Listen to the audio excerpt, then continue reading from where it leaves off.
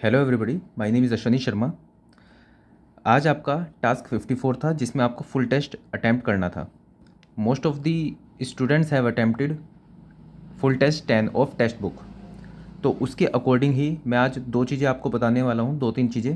पहला कि मार्क्स को इम्प्रूव कैसे करेंगे आप। दूसरा, मैं एक रिव्यू करूँगा इसी फुल टेस्ट 10 का कि जो एक कॉमन डाउट आता है बच्चों में कि पीवाईक्यू अटैम्प्ट कर लेते हैं, वो हो जाते हैं, लेकिन जो मॉक टेस्ट में क्वेश्चंस पूछे जाते हैं वो नहीं अटैम्प्ट हो पाते, तो उनका क्या सॉल्यूशन है। तो मैं एक बार क्वेश्चंस देखूंगा किस तरह के हैं और मैं एक ऑनेस्ट रिव्यू आपको दूंगा कि ये क्वेश्चंस हो जाने चाहिए थे या नहीं। ऑब्वियसली पूरे 100 क्वेश्चंस तो नहीं मैं रिव्यू कर पाऊँगा, लेकिन कुछ क्वेश्चंस मैं रिव्यू करने की कोशिश करूँगा। कुछ क्वेश्चन ऐसे होंगे जो 10% 15% बच्चे कर पाए होंगे, तो मैं आपको उसका आइडिया दूंगा कि ये क्वेश्चन हो जाने चाहिए थे आप लोगों से या नहीं, या फिर ये सब आप पढ़ के आए हो कि नहीं आए हो, या आपको छोड़ने ही थे ये क्वेश्चन। ये मैं कुछ ऐसा आपको रिव्यू दे सकता हूँ। तो सबसे पहले बात करते हैं, 152 स्टूडेंट्स ने अटैम्प्ट किया ये फुल टेस्ट, जिन्होंने मार्क्स अपने अपलोड किए गूगल फॉर्म के ऊपर। ये स्प्रेडशीट मैं इसी वीडियो के लिंक में प्रोवाइड करा दूंगा आपको, ताकि आप अपने मार्क्स कंपेयर कर सको बाकी बच्चों के साथ भी। तो इतने बच्चों ने फुल टेस्ट अटैम्प्ट किया, और जो इन 152 स्टूडेंट्स का डेटा है उसके अकॉर्डिंग जो एवरेज मार्क्स है, रीजनिंग में 37.26 मार्क्स हैं आउट ऑफ 50। जीएस में आउट ऑफ 50 10.19 है, जो कि पिछले सभी टेस्ट से, पिछले 8-9 टेस्ट जितने भी हो चुके हैं सभी में आपके लगभग 10 के आसपास ही रहते हैं। ये बढ़ते नहीं हैं, इतने ही रहते हैं। इसका मुझे आइडिया था कि जीएस के इस बार भी इतने ही रहने हैं। टेक्निकल में थोड़े ड्रॉप हुए हैं, 44.74 मार्क्स आए हैं 100 में से। ये एवरेज जो है ओवरऑल ड्रॉप हुआ है, क्योंकि कुछ बच्चों ने नया भी स्टार्ट किया है पढ़ाई, तो हर बच्चे के ज़्यादा मार्क्स नहीं आ पाए होंगे, तो उसकी वजह से एवरेज थोड़ा ड्रॉप हुआ है। तो ओवरऑल 200 में से 92.16 मार्क्स आपके एवरेज मार्क्स आ रहे हैं, जितने बच्चों ने अपने मार्क्स अपलोड किए थे।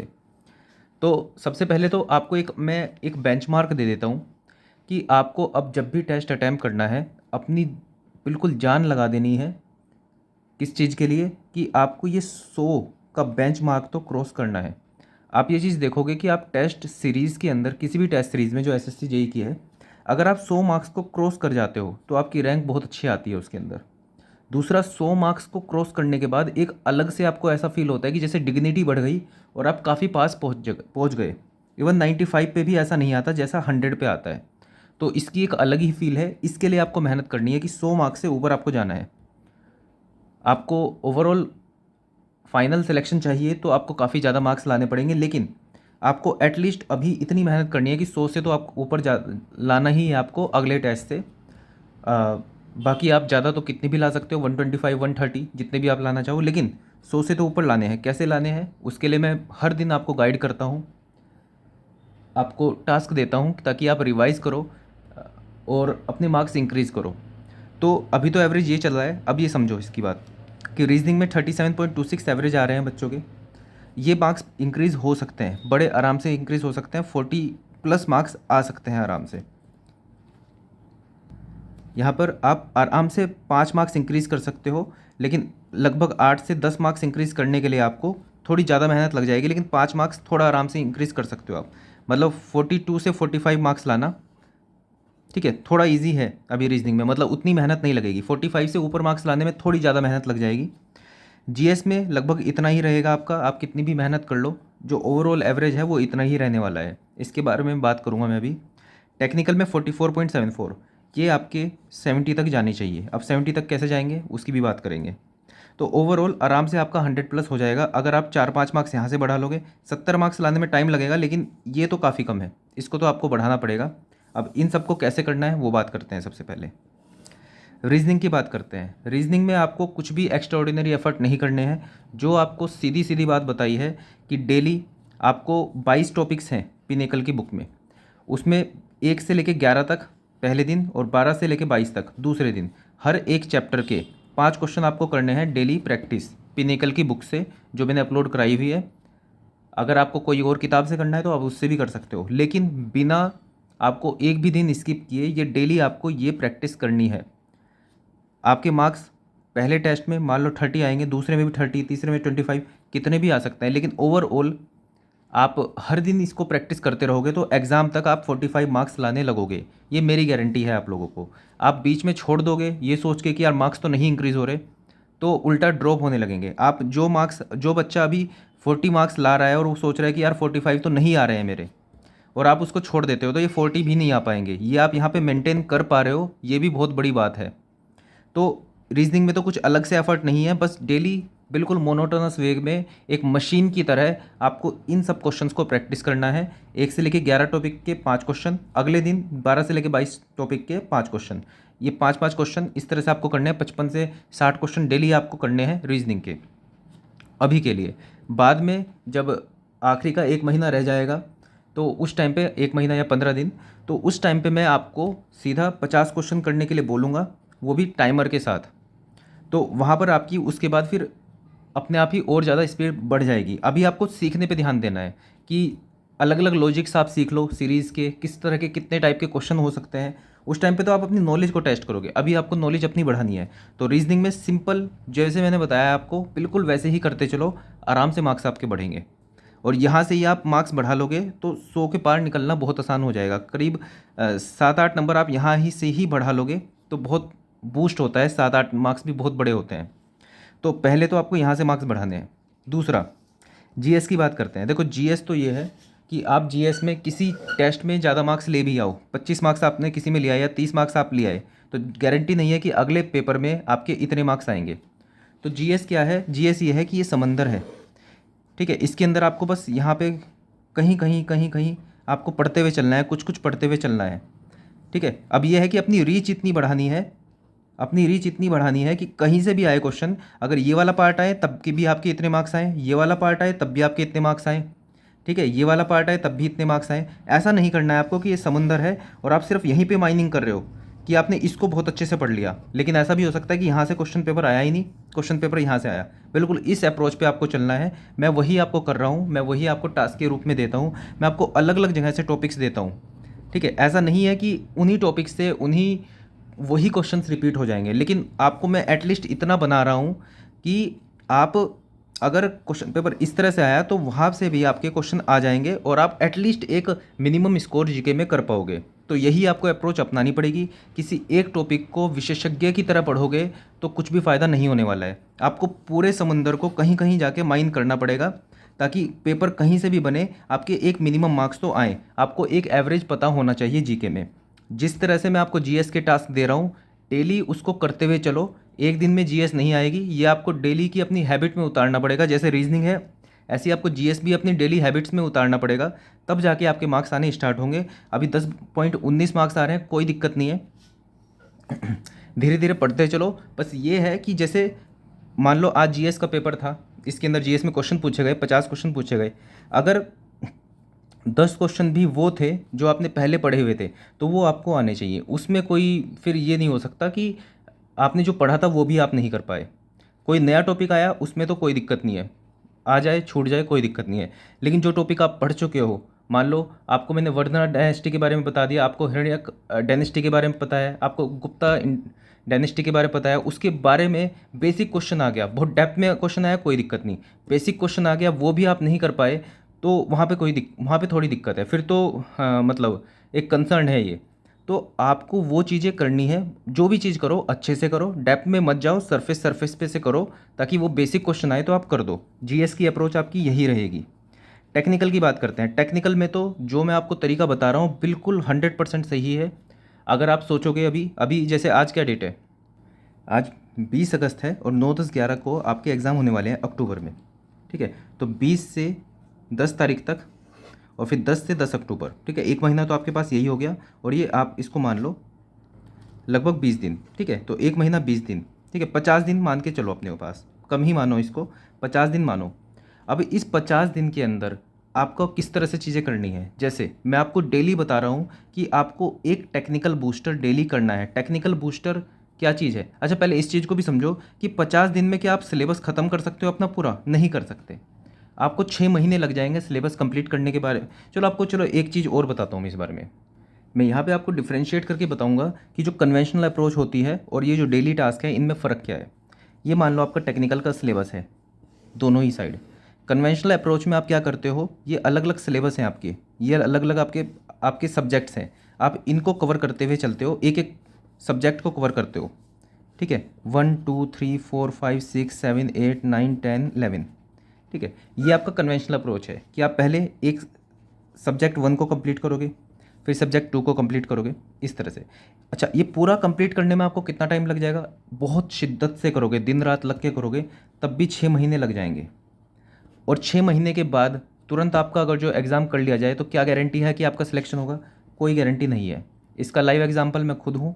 मैंने कोचिंग की थी पूरे 1 साल भर, बहुत लग के कोचिंग की थी, पूरा सब कुछ सिलेबस कंप्लीट कर लिया था। उसके गेट में मेरे मार्क्स कितने आए थे? जस्ट क्वालिफाई हुआ था अगले साल। तो ये नहीं है कि कन्वेंशनल तरीके से पढ़ोगे और सारी चीज़ें कर लोगे तब आपके मार्क्स आ जाएंगे, नहीं। मार्क्स कैसे आएंगे? कॉन्सेप्ट बनाने पड़ेंगे और साथ में क्वेश्चन भी प्रैक्टिस करने पड़ेंगे।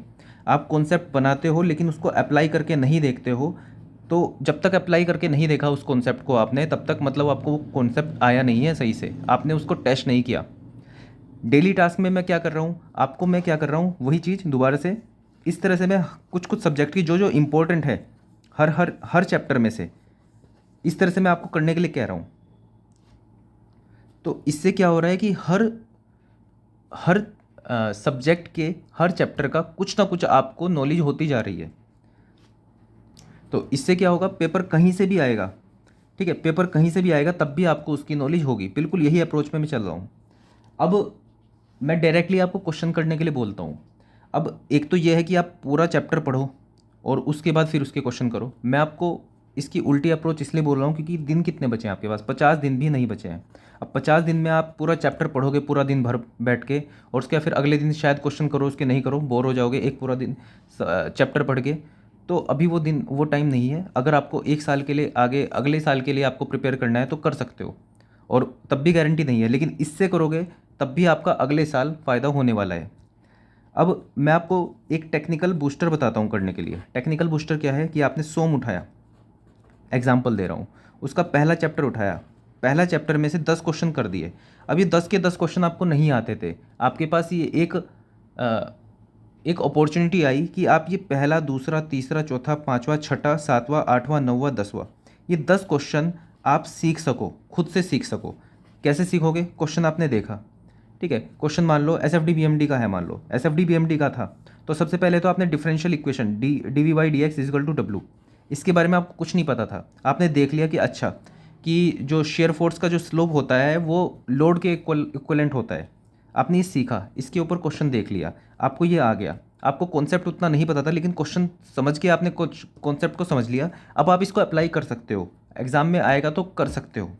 दूसरा, आपने कॉन्सेप्ट इंपॉर्टेंट कॉन्सेप्ट समझ लिया। अच्छा, इंपॉर्टेंट कॉन्सेप्ट क्या होता है? जो एग्जाम में चीज़ें पूछ ली गई, क्वेश्चन पूछ लिया जाए गया, वो इंपॉर्टेंट कॉन्सेप्ट है, ऐसा समझ लो। और वो और ज़्यादा इंपॉर्टेंट कॉन्सेप्ट तब है कि जब उसी सेम कॉन्सेप्ट पे बहुत सारी बार क्वेश्चन पूछ लिया गया। जब आप पूरा नोट्स पढ़ते हो तो उसके अंदर क्या होता है कि उसमें ऐसे भी कॉन्सेप्ट्स होते हैं जिनके बारे में क्वेश्चन आज तक पूछे ही नहीं गए या फिर बहुत कम पूछे गए, क्योंकि जो कोचिंग्स होती हैं वो इस तरह से बनाते हैं कि ताकि वो बाद में दिखा सके कि हाँ हर एक क्वेश्चन हमारे नोट्स में से आया है।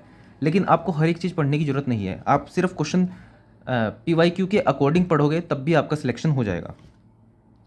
तो जब आप टेक्निकल बूस्टर करते हो, जैसे आपने आज सोम का टेक्निकल बूस्टर किया, तो इससे आपको फ़ायदा क्या हुआ कि सोम के हर एक चैप्टर के आपने 10-10 क्वेश्चन कर लिए, मतलब आपको हर एक चैप्टर के बारे में कुछ कुछ नॉलेज हो गई। भले ही इसके अंदर आपके 6-7 घंटे लग गए, आपने सोम पूरा एक बारी के लिए ओवरव्यू कर लिया। इससे आपका सोम का रिवीजन भी हो गया, आपके शॉर्ट नोट्स भी बन गए, और आपने नए नए क्वेश्चन जो थे वो सीख भी लिए। और एज इट इज़ PYQ में क्वेश्चन अगर जो सेम रिपीट हो गए आपके एग्ज़ाम में, तो उसके लिए भी आपको बेनिफिट हो गया, उसमें आप टाइम भी बचाओगे और आपकी एक्यूरेसी भी बढ़ेगी।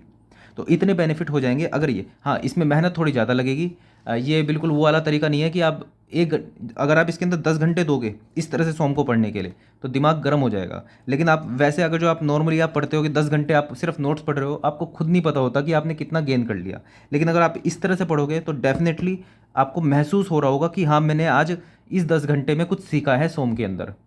तो इसमें देखो मेहनत तो ज़्यादा लगेगी, लेकिन मेहनत करोगे तो सिलेक्शन होगा। अब इस तरह पैसिवली आप रीड करते रहोगे नोट्स को, तब तो देखो मुश्किल हो जाएगा, फिर चाहे 10 घंटे पढ़ो, चाहे 12 घंटे, चाहे 15 घंटे पढ़ो दिन के, वो काउंट नहीं होते।